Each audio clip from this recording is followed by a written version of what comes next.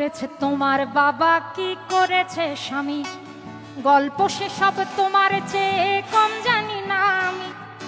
তোমার যত কীর্তিকলাপ সেও তো আছে জানা, ইচ্ছে করেই মুখ খুলি না, বলতে অসব মানা। স্বামী বাবার নাম ভাঙিয়ে আর কত কালে খাবে, এবার ওদের ঘুমোতে দাও, আত্মা শান্তি পাবে।